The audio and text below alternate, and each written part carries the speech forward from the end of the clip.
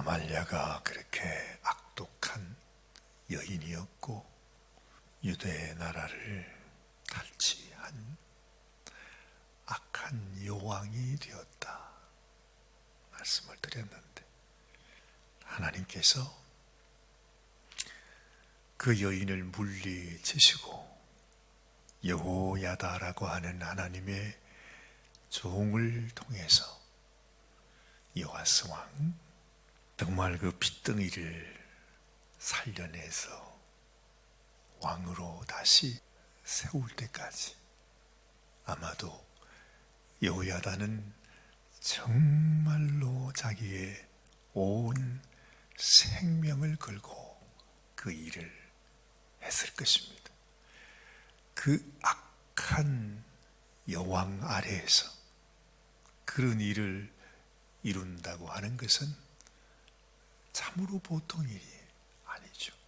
천신만고 끝에 7년 동안을 기다렸다가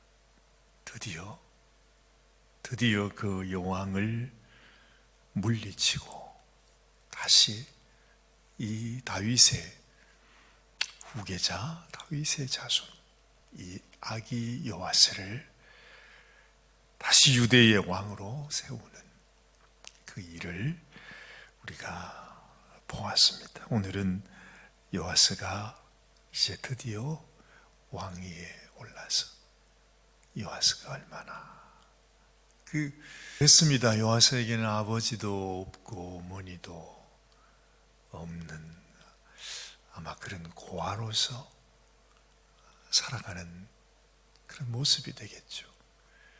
그의 아버지는 그야말로 자기를 낳은 친아버지는 아니지만은 이 제사장이 그의 아버지라고 할 수 있습니다.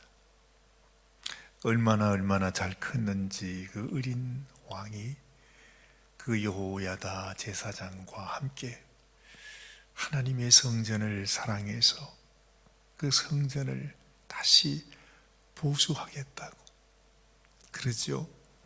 그 아말랴의 아들들이 하나님의 성전을 그냥 완전히 우상을 섬기는 성전을 위해서 이 하나님의 성전을 그냥 버려두었기 때문에 얼마나 그 성전이 요아스의 눈으로 보기에 그냥 아주 안타까운 마음이 있어서 그 성전을 보수하기를 원했죠. 얼마나 그 마음이 간절했던지 빨리 이 일을 하기를 원했는데 여호야다 제사장 연세도 많고 또 레위 사람들도 뭐 다 그런 마음은 있었지만은 그 요아스의 그 어린 젊은 요아스의 마음을 따라오지를 못해서 요아스가 여호야다를 불러놓고 아주 화를 내는 그 모습까지 있습니다. 6절 말씀이죠. 왕이 대제사장 여호야다를 불러 이르되 네가 어찌하여 레위 사람들을 시켜서 여호와의 종 모세와 이스라엘의 회중이 성막을 위하여 정한 쇠를 유다와 예루살렘에서 거두게 하지 아니하였느냐? 내가 명령했는데 왜 성전을 보수하지 않느냐고 말이죠. 이 어린 왕이 자기 그냥 아버지 할아버지 같은 제사장에게 호통치는 그런 모습을 보는 것입니다. 그래가지고서 이 요아스가 하나님의 성전을 보수하는데 백성들도 아주 기쁨으로 그 일에 동참을 했다. 아주 아름다운 모습입니다. 정말로 왕위가 끊어져서 그 나라가 정말 그 이방 여인에게 넘어가 버린 그런 때도 있었는데 이제는 다시 하나님이 이 아기 요아스 왕을 세우셔서 하나님의 성전을 보수하는 그 모습이 정말로 너무너무 아름답게 보여집니다. 이렇게 귀하고 좋았는데 세월이 흘러서 이제 여호야다가 나이가 많아서 세상을 떠나게 되었다 그랬죠. 바로 15절 말씀에 보면 여호야다가 나이가 많고 늙어서 죽으니 죽을 때에 130세라. 참 놀랍게도 그 여호야다가 130세에 세상을 떠났는데 이 지도자가 세상을 떠나자마자 참 이 백성들의 그 속에 죽어져 있었던 우상 숭배의 그런 마음들이 그 속에서 또다시 생겨나는 것입니다. 그래서 이 백성들이, 이 방백들이 와서 도대체 어떻게 얘기를 했길래, 아마도 세상이 흐르고 이 요아스 왕이 이제는 나라가 어느 정도 평안을 찾고 나라가 든든해지고 하니까 이 요아스의 마음속에 당연히 교만한 마음, 그죠? 아주 잡초가 그냥 두면은 어쩔 수 없이 다시 돋아나듯이 그 순수했고 그 주님의 성전을 그토록 사랑했던 요아스의 마음속에도 어쩔 수 없이 세월이 감에 따라서 요아스의 마음속에 그런 교만의 마음이 생기는데, 세상이 안타깝게 17절 말씀 보니까 여호야다가 죽은 후에 유다 방백들이 와서 왕에게 절하매 왕이 그들의 말을 듣고, 그렇잖아요. 무슨 말을 합니까? 18절 그의 조상들의 하나님 여호와의 전을 버리고 아세라 목상과 우상을 섬겼으므로 그 죄로 말미암아 진노가 유다와 예루살렘에 임하니라. 세상에 오늘 이렇게 표현되어 있어요. 그의 조상들의 하나님 여호와의 전을 버리고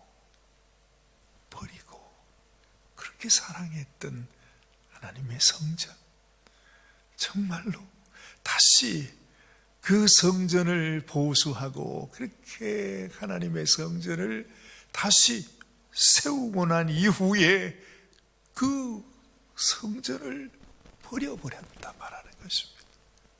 세상에 어찌 이런 일이 있을 수가 있습니까? 이걸 보면서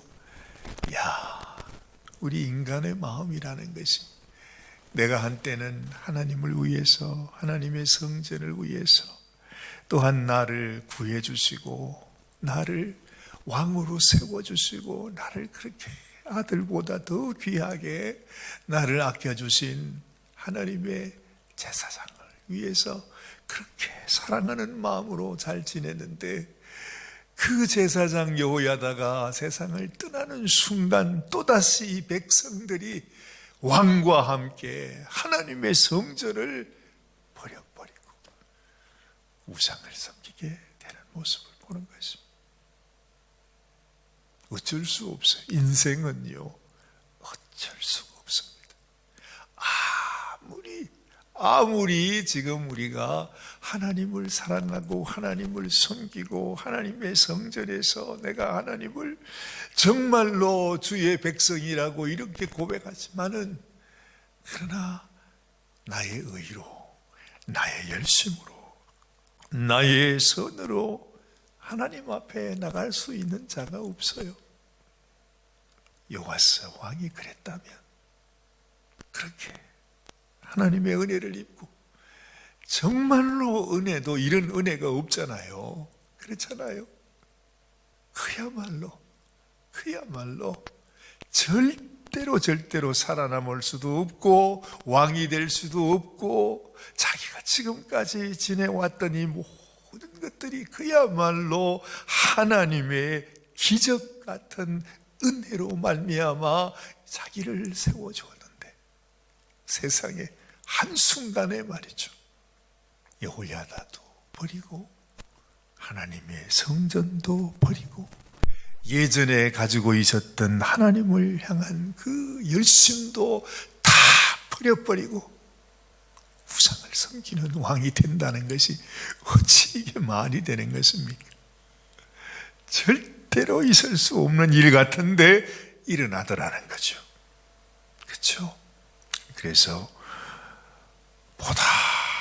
보다 못한 여호야다의 아들 스가랴 선지자,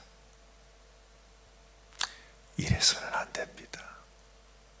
이럴 수는 없습니다. 이럴 수는 없습니다. 아주 한탄을 하잖아요. 왕이, 이 백성이 하나님을 버리면 하나님도 당신을 버릴 것입니다. 이럴 수는 없습니다. 정말로 전쟁이 또 일어나죠. 아람 군대가 오늘 성경에도 그렇게 기록합니다. 24절 말씀 보면 아람 군대가 적은 무리로 왔으나 여호와께서 심히 큰 군대를 그들의 손에 넘겨버렸다고 그래요. 아주 적은 무리의 군대가 쳐들어왔는데 이스라엘 유대가 그들에게 완전하게 패배하게 되는 것이죠. 그 전에 요아스 왕은 자기를 책망하고 다시 돌이키라고 하는 그 스가랴 선지자를 돌로 쳐 죽이게 합니다. 정말 인생의 비열함, 생명처럼 사랑할 것 같았던 그런 인간의 마음도 결국 인간의 마음은 한순간에 완전히 돌이켜서 원수가 되어지게 된다는 거죠. 결국 요아스는 너무너무 비참한 말로를 맞게 되죠. 나라도 멸망을 당하다시피 아주 적은 그 아람의 군대에 완전히 유린을 당하게 되고 그 전쟁 가운데서 요아스 왕은 부상을 당했다고 합니다. 예전 같으면 어찌하든지 왕을 보호하려고 하고 왕을 지켜주려고 할 때인데 그의 신하들이 그가 이 스가랴 선지자를 죽이는 것도 보았고 그가 하나님 앞에 성전을 버리는 모습도 보았기 때문에 정말로 그 마음속에 그 의분을 가지고 있었던 백성들 중에서 몇몇이 자기의 왕 요아스를 침상에서 죽여버렸다 그렇게 말합니다. 너무 비참, 정말 너무너무 허망한 인생의 아주 비열한 모습들을 보게 되는 말씀이죠. 우리가 하나님 앞에서 그렇습니다. 이것은 오랜 역사의 한 얘기가 아니라 이것은 바로 우리들의 이야기입니다. 우리들의 참모습, 내 속에 있는 나의 실체를 우리에게 보여주는 것입니다. 우리에게는 의의가 없습니다. 우리에게는 어떤 선도 이룰 수 없습니다. 우리에게는 사실은 하나님을 찾는 마음도 하나님의 말씀을 따라 순종하고자 하는 마음도 우리에게는 없다는 사실을 고백하지 않을 수가 없습니다. 오직 하나님의 은혜로 인해서 하나님께서 나를 불쌍히 여기셔서 이런 인생도 구원하기 위하여 당신의 생명을 내어주시면서 내가 너를 사랑하노라, 내가 너를 다시 구원하기를 원하노라, 회복하기를 원하노라, 나는 너의 하나님이니라 하시는 주님의 음성 앞에서 주님, 이 모습이기로 주님이 받으시고 불쌍히 여기시고 우리도 주님, 당신이 나를 사랑하신 것처럼 나도 주님을 사랑할 수 있도록 도와주옵소서. 하나님께 기도하는 이 아침이 되시기를 바랍니다. 하나님 아버지, 정말 인생이 무엇인지 참 너무나 우리 인간의 모습이 참담하고 우리 인간에게는 어떤 소망도 없구나.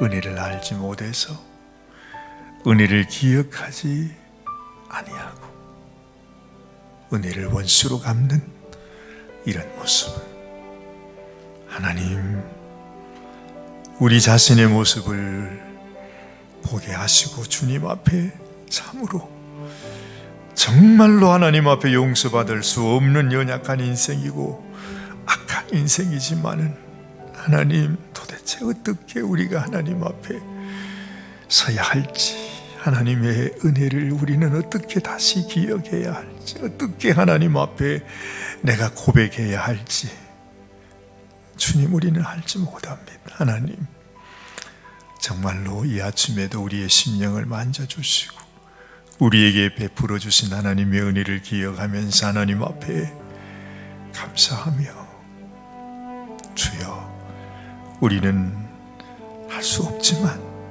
우리의 마음속에 나는 온전히 죽어지고 내 안에 성령 하나님이 살아계셔서 나의 삶을 새롭게 인도하여 주시옵소서.